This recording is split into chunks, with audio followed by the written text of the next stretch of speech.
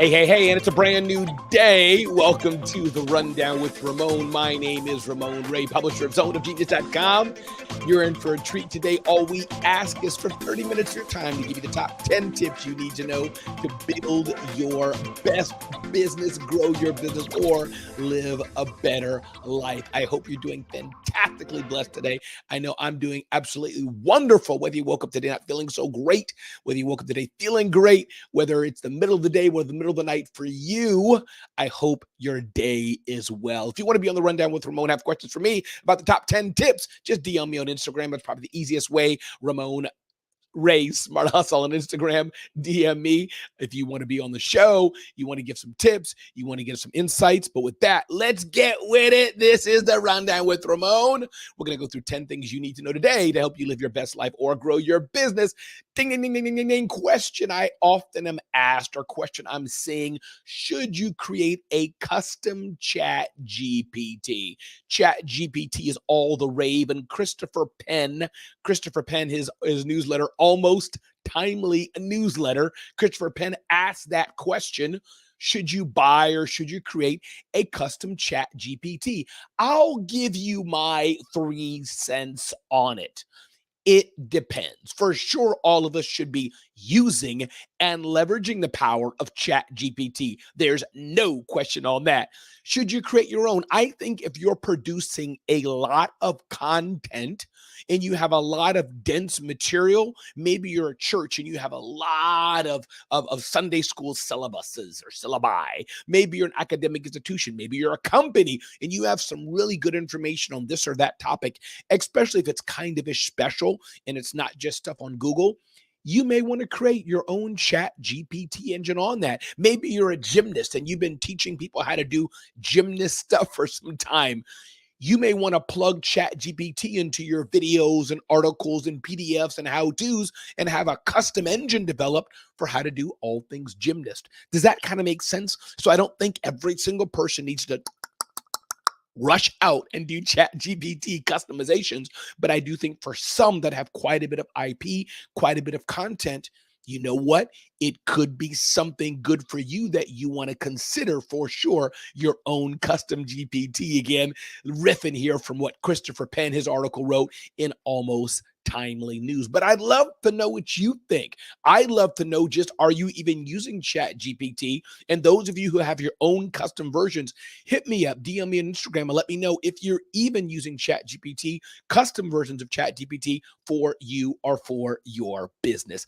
Ding, ding, ding, ding, ding, ding, ding. Interesting question.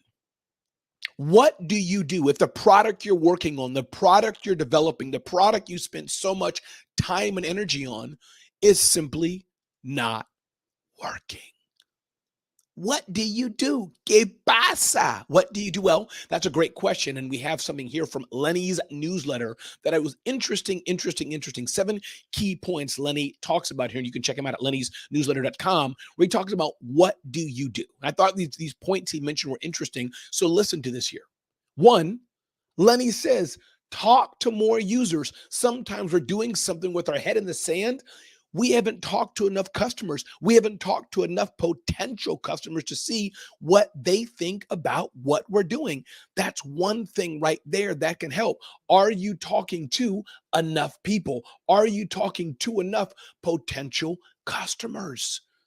The more conversations you have, the more people you can serve in more better ways, because you'll know what their pain points are. You'll know what their challenges are. So talk to more customers, says Lenny in Lenny's newsletter. Change your target audience. This was pretty powerful. Change your target audience. If something you're launching, something you're building is not working, change the audience that you're targeting. Maybe you have a doggy daycare clinic, and you're like, this would be great for corporations in our neighborhood. Corporations are kind of not buying corporate doggy daycare stuff from you. Maybe you want to change your target market, and you realize, you know what? They're not buying from us, and you decide to go directly to the end user, to the consumer. So as you're thinking of how your startup can work better, that's something you may want to consider. Maybe it's your target market. Maybe you need to change your positioning, your message, or your pitch. Are you considering that maybe how you're selling it is not working? Are you doing buy now, get one free? Are you doing this can change your life? Are you doing if you have this problem, we have this solution? So, how you're pitching it, how you're selling it can make a great difference in how people are buying it. Another thing, many of you may know the aspect of crowdsourcing. What about trying one of the tools called Kickstarter? I think there's another relatively well-known name. I forgot what it is. But what about using crowdsourcing for your new startup? Maybe you don't have to go and sell it directly in a traditional route, but you can use the aspect of crowdsourcing to kind of seed the market and let people know what you're doing. Again, this is the Rundown with Ramon, talking here about what to do if your product isn't selling. These tips are from Lenny's newsletter. Find something that is working and pivot fully to that. What's working already? And maybe you need to pause or stop doing what you're already doing to do what's working better. Point number 6, and this is interesting from Lenny's newsletter, give it more time. Isn't it true that sometimes we rush and we quit too fast? We say, "Ooh, it's not working." But look at some of the greats. Steve Harvey spent years in a car and years trying to get to the comedy, circuit. Think of Tyler Perry, spent years trying to do what he was doing before he blew up. And this is the case with many of the successful entrepreneurs today.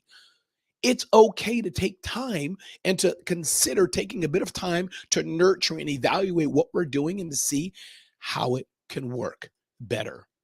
And number 7, give up and move on. You've done what you can over and over again. You're trying to do it. You're hitting your head against the proverbial wall. Ding, ding, ding, ding, ding, ding, ding. Maybe it's time to get up, give it up. Maybe it's time just to stop. That's not a bad thing to say. I tried it. It didn't work. It's time to move on. I'm quote unquote giving up. That's not bad. There's a time when you got to kind of just not shut up and put up, but you've done everything you can, You've talked to all the mentors you can. You've talked to all the people you can. And frankly, it's kind of time to just stop what you're doing. So consider that from Lenny's newsletter. That is an interesting point. What to do if your startup is not working. There are other things that you can do, but I thought those points were useful. Again, if these things are useful for you, I encourage you, DM me on Instagram, Ramon Ray Smart Hustle. Let me know if you want some of these tips, some of these points. Let me know how we can serve you better. Ding, ding, ding, ding, ding, ding, ding, ding, ding. This was an interesting point here coming up. Lessons learned from running a big public company. I talk a lot about small business success and small business growth, but David Roberts writes here, an entrepreneur, some things that can be learned from running a large company. Simple over complex. When running a big business, can you distill things down into the simple components? Now, I know this doesn't mean that everything is simple. Some things are complex, like flying and launching the space shuttle, but you can still break things down into simple components. This is interesting. People over numbers.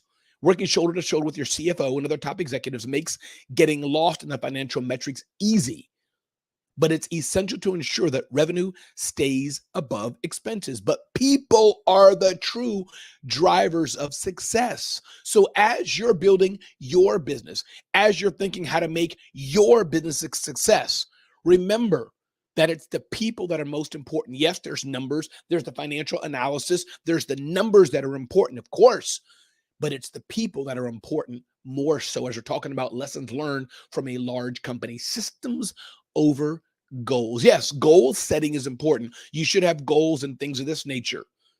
You should have habits, of course, but it's the systems you're working on, the systems you're doing that are much more important. The systemization, so you can have a repeatable process like McDonald's and do it over and over and over again. So these are some things I want you to keep in mind as you're thinking of growing your business, as you're thinking of maybe challenges in your success. There's a lot of things we can learn from large companies. And David Roberts here talks about his experience and things he's learned from leading a public company. 3 lessons I've learned after 5 years leading a public company. I thought it was a really good article that we can all learn from. Listen, how you doing? Are you enjoying the Rundown with Ramon? Are you learning something today? Is it invigorating you? Are you getting something from it? I sure hope you are. I sure hope you are, because you know what? I enjoy doing it. Enjoy bringing you the top 10 tips you need to know today. Lessons you can learn in 30 minutes or less to help you build a better business, start a business, business or live your best life. And once again, my name is Ramon Ray, and this is the Rundown with Ramon, and I hope you're having a good time. Say it ain't so, people. I saw this headline and I was like, no. But there's a gem in here. Tiger Woods recently announced that his multi-year deal with Nike is over. 27 years, almost 30 years is about how long I've been married. Tiger Woods has been working with Nike in one way or another in a multi-million-dollar deal. Did I read somewhere that it was worth $500 million or something insane?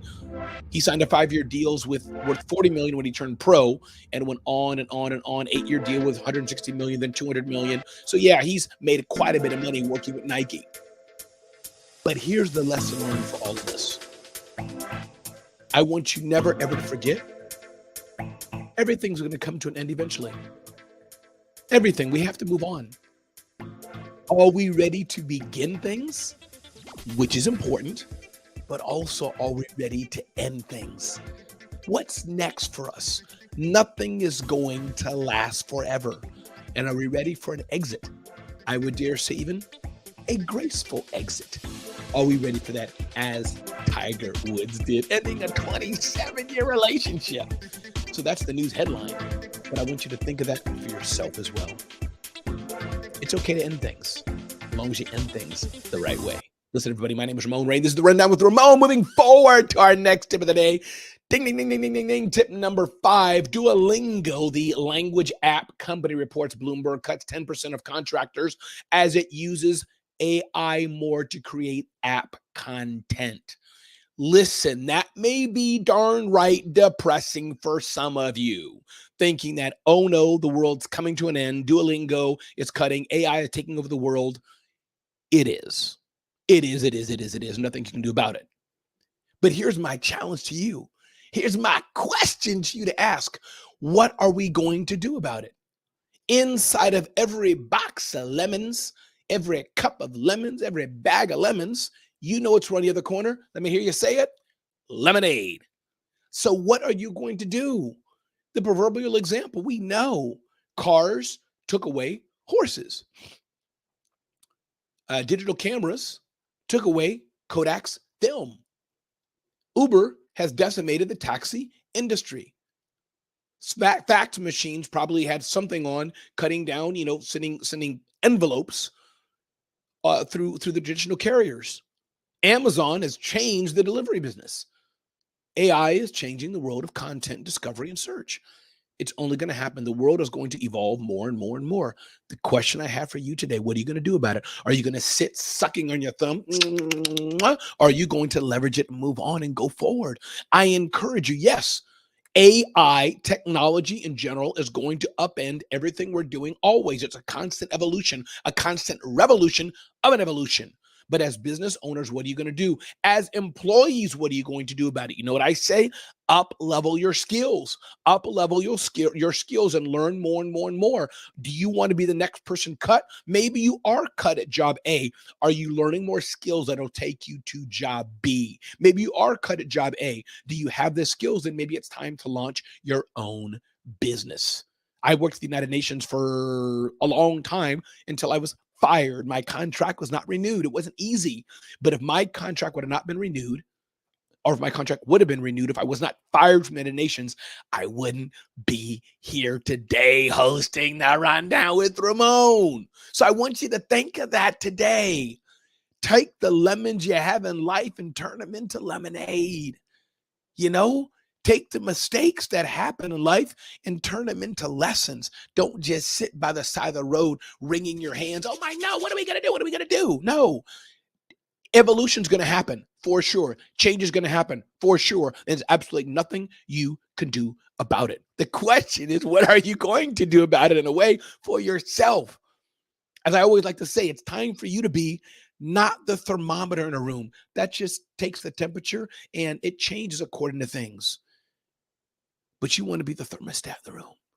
You want to be the person that's the catalyst for change that can change the environment around you because the world needs you.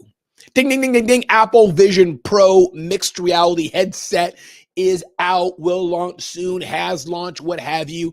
I thought this was interesting.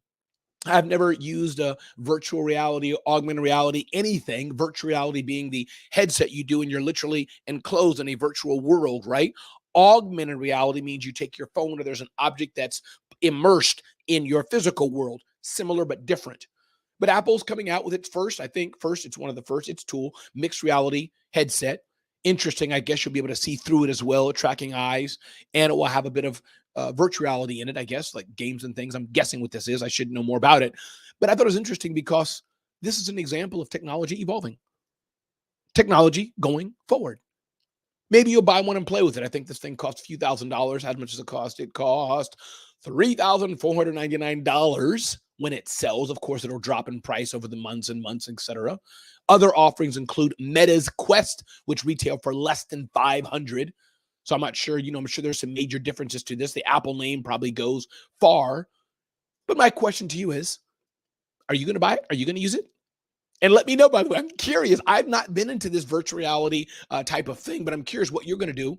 DM me on Instagram, Ramon Ray Smart Hustle. Hit me up and let me know. Send me some pictures. Let me know what your viewpoint is of virtual reality, augmented reality. Will you be buying an Apple headset, or maybe will you buy one of its competitors? I think from Meta and some others have them coming out. Let's see, other competitors include, I think TikTok is coming out with some. Samsung has some coming out, and Sony. So the market is hot. And I'm curious what you're going to do about it. I'd be curious to learn from you. This is the Rundown with Ramon, where I want to speak to you, but I want you to speak to me back as well. So let me know what's going on with you. But here's the thing. It's okay to have an expensive toy. If it meets your budget and meets what you can do about it, go for it and get it. And then share it with the rest of us. But I could see myself maybe doing it, but I just don't have the time. And you know what I love? What I fill my time with? Doing this. Preparing for the Rundown with Ramon. Sitting down, watching a cool movie, enjoying time with my wife, traveling. So I don't know if I'll buy one today. I don't know if I'll buy one ever, but I thought that was interesting to share with you and let me know what you're going to do about it. Moving forward here, ding, ding, ding, ding, ding, ding, ding, 10 marketing trends you need to know from my friend Mark Schaefer. If you're hearing the sound of my voice and you know Mark Schaefer, let him know. Hey, Mark, Ramon's talking about you. 10 marketing trends you need to know, or 10 non-obvious social media trends you need to consider now. So Mark Schaefer talks about number 1, marketing speed. Response speed is among the most overlooked and important factors weighing in on social media success, and nobody's talking about it. Number 2, social upends search. Everyone seems to be focused on how AI will change the game for search, but nobody seems to be noticing a much more significant and non-obvious trend. Gen Z is now conducting almost as many product searches on social media as on Google. Google is still there, but social search is happening on Amazon, through friends, customer reviews, retail websites, and on social media. I'm using the AI in WhatsApp more than I am a traditional search engine. Number 3, the big new platform. What is the big new platform? There's a lot out there and they're going on every day and changing. Influence is everything. The marketing world is in a state of massive transition. Advertising is less visible in a streaming world and more expensive than ever. Influencers are important. Are you an influencer? Should you be working with an influencer? A new report found, says Mark Schaefer, that 39% of consumers are watching more creator content than a year ago. Social listening is in trouble. According to Edison research, between 2022 and 2023, the percentage of people actively using the social community app Discord rose from 13% to 20%. Wow. So that is powerful. The decline of young people using TikTok, interesting, but you look at the growth of Discord. I'm not on it. I don't use it. 26% to 42% in 1 year. So that headline was under social listening. Social listening is in trouble, says Mark Schaefer. Number 6, community is the future of marketing. Community is the future for sure. Number 7, social commerce. Finally, social commerce is growing. My friend Brent Leary talked about social commerce for years, but it's growing where people are buying more on social media. designer content or content that looks really, really good. Number 9, watermarked content. This is the year we will see massive disruption from deep fakes. Be careful what you're watching. Make sure it's really what you think it is. Local content hubs. This is an important part where local communities, local areas will be producing content based on their location. Listen, everybody, don't let this scare you. Don't let this scare you. Technology, marketing, the advancement of these things is only going to grow. Don't get caught blindsided by it. This is why we have the rundown with Ramon. I don't want you to be caught blindsided by these things. I want you to embrace technology and leverage it to your benefit and as an asset for you. Ding, ding, ding, ding, ding. Interesting. Delta Airlines just got some very good news, writes Bill Murphy. What he's writing is this. Yes, Delta Airline got news that it was one of the most on-time airlines. I think what he's writing here is 83.63% punctuality, which according to others is 74%. That's about a 10% difference. Here's the rub, as my friend Seth Godin would say. What can you do to showcase how you're different? What can you do? What's that gem, that nugget you can find to showcase what makes you different? This is the challenge I have for you. What can you do to showcase that you're different? When you find that nugget, what makes you special? That's what you can use as a differentiator. Me as a motivational keynote speaker and event host, that's one thing that I do. I speak on big stages around the world and either host events or do motivational keynote speaking. There's a lot of keynote speakers around there. My differentiation is the high energy and humor I bring to it and blend to it. That's me. That's the gift I have. You need to find what's the gift you have in your personal life and or in your business. How are you a differentiator? How are you different? What can you do that's different? In fact, I'd like to know about it. DM me on Instagram, hit me up, let me know. Find me on LinkedIn, find me on Twitter, find me wherever, whatever platform you want. Let me know, how are you different? Answer that word for me right now today. How are you different? I'd love to know. Let's learn from each other. How are you different? Moving forward here. Next tip, ding, ding, ding, ding, ding, ding. You've been warned. 6 phone apps that are really spam, writes Minda Zetlin, writes 6 phone apps that are really spam. Ooh, check this out. I'll give you a few of them. 3D Skin Editor by Minecraft, Logo Maker Pro, Auto Click Repeater, Count Easy Calorie Counter, and Sound Volume Extender. The apps use software that McAfee calls Examalicious because it's based on the open source framework Xamarin, which is owned by Microsoft. The very first thing the apps do when opened is to ask the user to enable accessibility services, supposedly a necessity for the app to function as intended. Enabling accessibility services for the app might seem harmless enough, and I suspect a lot of users would do it, but it's a mistake. So do not enable accessibility services, because enabling accessibility services is what allows the software to create its back door. Woo! That's scary. So my warning to you today, and I beg you on the Rundown with Ramon, before you download that app, be careful, but you've been warned. If it asks you to enable accessibility services, say, sayonara, see you later. Not going to happen to me. Point number 10. This is the Rundown with Ramon. Ding, ding, ding, ding, ding, ding, ding. My friends Jeanette Bronet